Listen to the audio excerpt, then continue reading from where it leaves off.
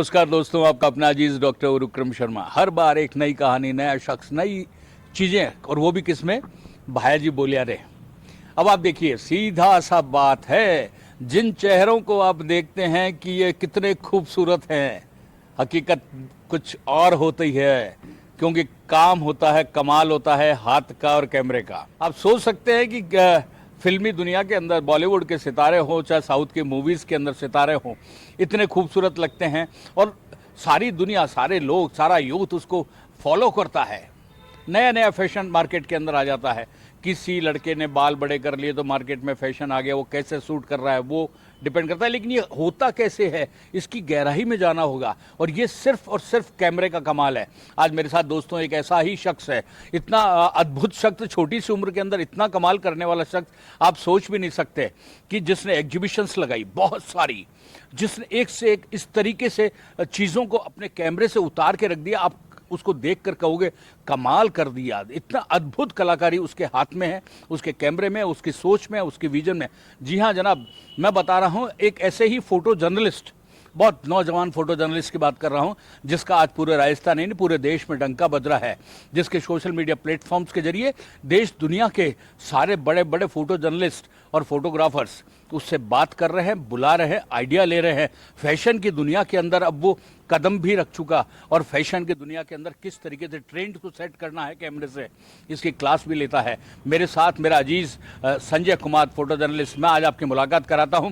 बात होगी, इस बेबाक बात करिए, उससे सवाल भी करिए, आपके सवालों का जवाब भी देगा। देखिए आए आपका संजय हमारे साथ। संजय ये बताओ यार, बहुत छोटा सा लग रहा है ये चेहरा, लेकिन इस छोटे से चेहरे के पीछे बहुत सारी चीजें छिपी हुई है। संजय, जब जिंदगी के अंदर कभी सोचा भी था कि आज तुम इतने कम समय में एक ऐसे मुकाम पर पहुंच जाओगे जहां जाने के लिए लोग तरसते हैं? देखिए सर, मेरी शुरुआत हुई थी 2006 में, जब मेरे चाचा जी ने मुझे बोला था कि आप फोटोग्राफी करेंगे क्या, तो मैंने बोला ठीक है। मैं जाना फैशन की लाइन में ही था, मुझे फैशन इंडस्ट्री बहुत पसंद थी, लेकिन मुझे वो जर्नलिज्म में आया तो मैं जर्नलिज्म में आ गया। तो मैंने शुरुआत करी थी 2008 में डॉक्टर उरुगम शर्मा जी के साथ, जो डेली न्यूज़ में चीफ रिपोर्टर थे, और हमारे एडिटर थे राजीव तिवारी जी, उनके साथ। उन लोगों के सपोर्ट की वजह से आज मैं जिस पोजीशन पे हूँ, आज मैं उन्हीं की बदौलत इस मुकाम पे हूँ, और मैं उनका बहुत बहुत धन्यवाद करना चाहूँगा आपके भाई जी चैनल के थ्रू। तो मेरी जो मुकाम है वो आज इसी मौके पे है।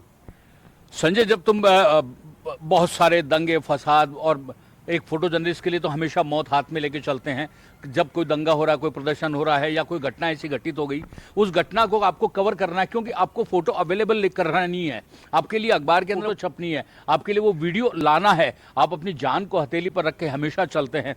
ऐसा कोई अनुभव बताओ यार, जो लगे कि मौत कितनी करीब होती है, तब जाके दुनिया को एक फोटो नजर आती है। देखिए सर, ये बहुत मेरे नज़दीक से नहीं, बहुत मेरे दिल से ही, मतलब बहुत नज़दीक से गुजरी है। 2010 में आईयूसी का कांड हुआ था। उस समय मैं था और एक प्रकाश, हमारे कुमाऊं जी रिपोर्टर थे। हम लोग आईयूसी कांड में गए थे, तो मैंने कहा था कि मैं सर अपन एक अंदर फ़ोटो कर लेते हैं। तो अंदर जब हम गए तो टैंक थे, तो टैंक बिल्कुल जल रहे थे, और हमसे 200 मीटर ही दूर पे पूरे टैंक चल रहे थे। लेकिन जैसे ही हम बाहर निकले तो हमारे वो 10 सेकंड भी नहीं हुआ हमको बाहर आने का, तो पूरे के पूरे ब्लास्ट हो गए। मतलब ये हमारा गॉड गिफ्ट है कि हमें एक नई ज़िंदगी मिली है। उसी में ही 2 दिन पहले भी मेरे साथ एक ऐसा वाक़या हुआ था कि मैंने बहुत नज़दीक से देखा था। मेरे साथ मेरे साथी थे, तो हम लोग वहाँ जब कवर कर रहे थे, तो मुझे, जब मैं अंदर शूट करने गया तो वहाँ एक जिप्सी जली हुई थी। तो जिप्सी के पास में मैंने देखा कि एक आदमी के हाथ में मोबाइल था। तो मुझे थोड़ा सा डाउट हुआ कि ऐसा है, लेकिन मैंने नज़दीक से आकर, तो वो बंदा वहाँ बैठा था और बहुत गौर से उस आग को देख रहा था, क्योंकि उसका कारण ये था कि उसका परिजन उसके अंदर था। लेकिन मैंने उसको पूरी कोशिश करी, उसको बाहर लेके आया, और बाहर लाने के बावजूद भी वो अंदर जाने की जिद कर रहा था। तो ये मेरा एक सबसे ऐसा पल था कि जो मेरे जीवन का बहुत बीता हुआ था। ऐसे ही एक हमारा लाठी चार्ज में हुआ था, जब आदिवासियों का लाठी चार्ज था, सिविल लाइंस फाटक पे हुआ था। तो पहला ऐसा प्रदर्शन था कि अर्धनग्न प्रदर्शन था, सारे यूनिवर्सिटी के छात्र, विश्वविद्यालय से लेकर और समाज कल्याण विभाग तक गए थे। तो दिक्कत ये थी कि छात्र 2 गुट में बढ़ गए थे, पुलिस रह गई थी सड़क पे और छात्र चले गए थे रेलवे ट्रैक पे। अब रेलवे ट्रैक पे इतने पत्थर थे कि वो अंधाधुंध वो मारे जा रहे थे। तो एक पत्थर मेरे भी लगा था हाथ पे, तो बड़ा रिस्की था। लेकिन हमारे लिए एक होता है कि पाठक को एक अच्छी तस्वीर और एक लोगों को पहुंचाना कि सब कैसे होता है, जर्नलिज्म हम कैसे कवर करते हैं। जर्नलिज्म इतना आसान नहीं है जितना लोग समझते हैं, कि जाते हैं कि सब ठीक है भाई, लोगों को लगता है कि देखो भाई ये तो जर्नलिस्ट है, इसको आना फ्री जाना फ्री, सेलिब्रिटी के। लेकिन बहुत कठिन है, आप जितना गहराई में जाके देखेंगे, आप बहुत मुश्किल है जर्नलिज्म करना। निश्चित रूप से संजय की बात को माने तो जर्नलिज्म बहुत मुश्किल है। सिर्फ एक दुनिया को दिखता है कि ये ग्लैमर की दुनिया है और जर्नलिस्ट का एक बहुत बड़ा ओहदा है। निश्चित रूप से जर्नलिस्ट की जो मेहनत है उसे आप नकार नहीं सकते। जर्नलिस्ट चाहे वो लिखने के लिए पर्पस का हो, जो लिखता हो, चाहे जर्नलिस्ट वो फोटो का हो, जर्नलिस्ट के साथ में हमेशा ये मान के चलिए तकलीफों का दौर साथ चलता है। उसके लिए न सुबह होती है ना रात होती है। बहुत मौके ऐसे आए मेरे साथ भी, जब रात को 12 बजे मैं ऑफिस से घर पहुंचा और घर पहुंचने के बाद मेरा खाना खाने में बैठा ही था, इसी दरमियान मेरे पास ऑफिस से कॉल आ गया, मैंने खाना छोड़ा और ऑफिस तुरंत पहुंचा। ऐसे कई वाक़ये थे कि जिसमें खाना भी आप खा रहे हैं लेकिन आपके लिए आपका काम महत्वपूर्ण है। ये तभी संभव होता है जब आप काम के लिए डेडिकेट होते हैं, और जब डेडिकेशन होता है तो निश्चित रूप से सक्सेस मिलती है। यही कारण है संजय का भी। अब देखिए कितनी मौत को करीब से देखना और मौत के करीब जाना, और ये ऐसा नहीं है कि एक दिन की बात है, हर दिन हर पल मौत साथ चलती है। लेकिन जिसके हौसले बुलंद होते हैं, जिसके इरादों में दम होता है, जो परों से नहीं हौसलों से उड़ा करते हैं, उसे संजय कुमावत कहते हैं। संजय, ये जर्नलिज्म में अखबार के लिए फोटोज करी, कोई एक ऐसा दृश्य बताओ जो बेहतरीन फोटो का रहा, जिसमें संजय को लगा कि संजय ने कुछ किया है और दुनिया को लगा कि यार कमाल कर दिया यार। सर मेरी एक फ़ोटो थी टाइगर की। टाइगर एक जो चील के साथ हमारा फ़ोटो था। तो मैं डेली ज़ू में जाता था, जब ज़ू रामनिस बाग में ही था, तो वहाँ के एक चील और टाइगर दोनों आमने सामने बैठे थे। मेरा मन में एक ही आया कि यार हे भगवान की ये इसके पास आए और एकदम इससे लड़ाई हो जाए।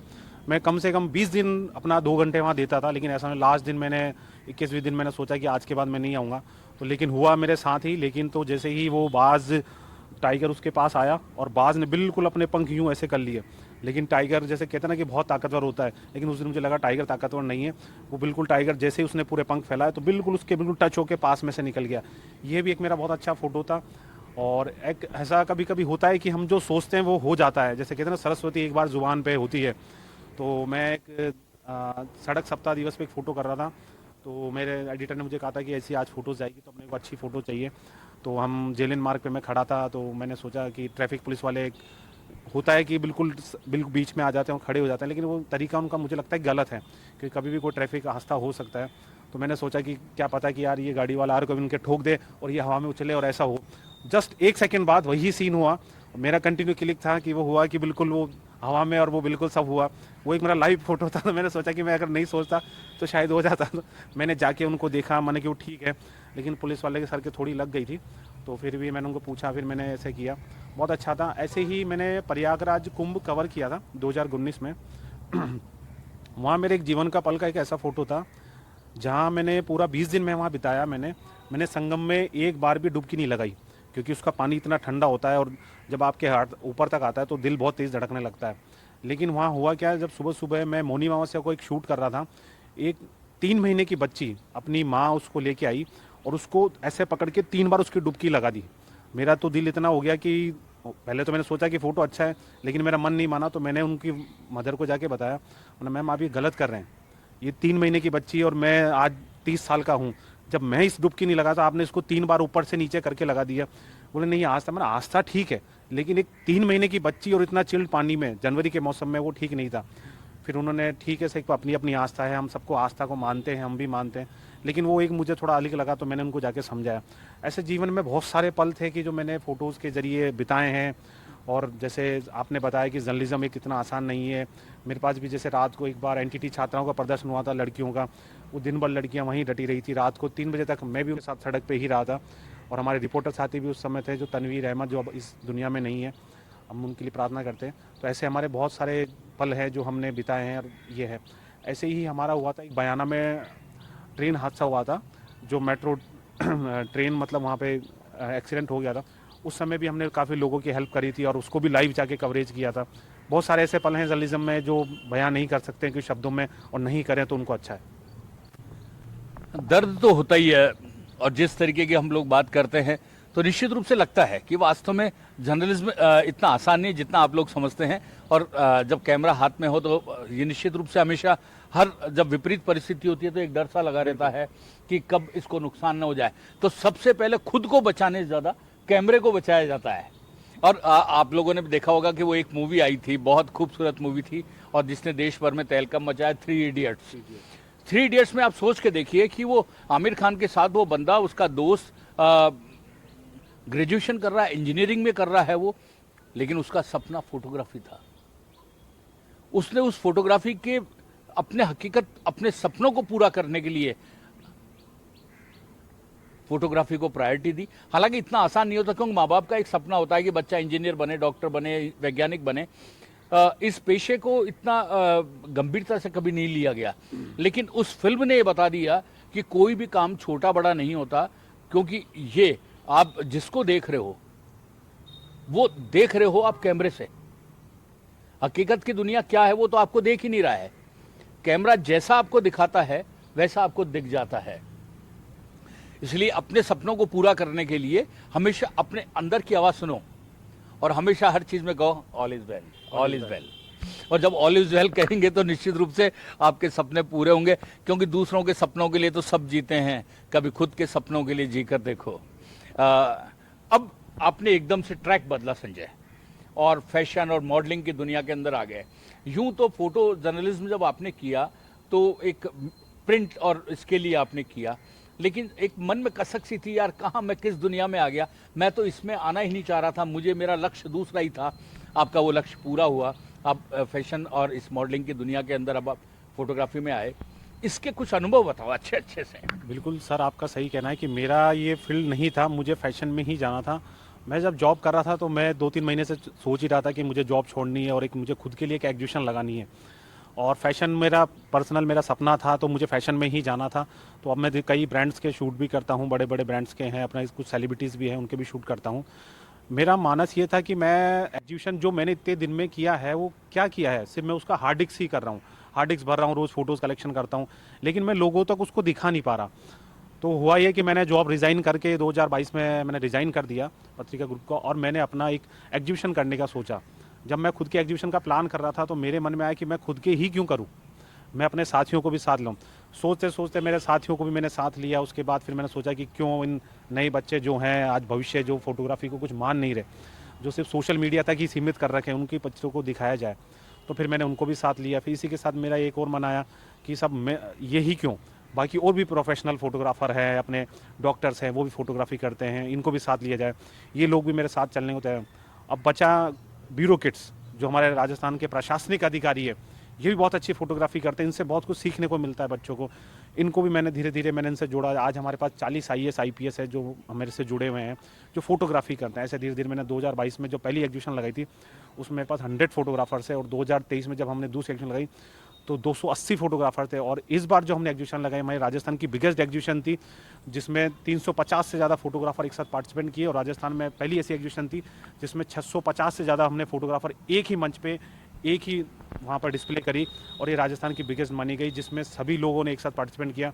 और सबसे अच्छी बात है कि जयपुराइश ने हमारा इतना साथ दिया कि हमें लगा कि बहुत से लोगों ने, हमने हमारी उम्मीद है कि 4000 से लोगों ने ज़्यादा वहाँ पे विजिट किया। और हमने ये पहली ऐसी एग्जीबिशन थी जिसको एक ही मंच पे हमने वहाँ पे डिस्प्ले किया। देखते हैं कितनी खूबसूरत बातें संजय करता है और संजय की बातों में कितना दम है। और संजय जो बोल रहा है, मैं सच कह रहा हूँ, मैं संजय को बहुत करीब से जानता हूँ, और संजय ने जो जो बातें कही है इन सब का मैं भी साक्षी रहा हूँ। क्योंकि उस समय जब संजय आया मैं चीफ रिपोर्टर था, उसके बाद मैं वहाँ का एडिटर बन गया, उसके बाद मैं स्टेट एडिटर के पोस्ट पे मैं चले गया। ये चलता रहा एक सफ़र, एक सिलसिला। और जब संजय अपने सपनों को पूरा करने के लिए उतरा तो मैंने भी ये तय किया कि अब सपने खुद के पूरे करने चाहिए। इसीलिए भाया जी मीडिया हाउस भी लेकर हम आ गए। और इसके अंदर अब संजय ने जिस तरीके की बात कही है, मैं आपको विश्वास दिलाता हूँ इस बात को, ग्लैमर की दुनिया के अंदर कष्ट भी है, तकलीफ भी है, लेकिन आपको अपनी मेहनत से डिगना नहीं है। आपको तय तो करना है कि हमें भी संजय बनना है। अब बने रहिए हमारे साथ, यूं ही भाया जी बोलिया के अंदर हम एक नई शख्सियत के साथ में आपके साथ हमेशा आते रहेंगे और आपको बताते रहेंगे ज़िंदगी की खूबसूरत बातें, खूबसूरत पल जो आप जानना चाहते हैं।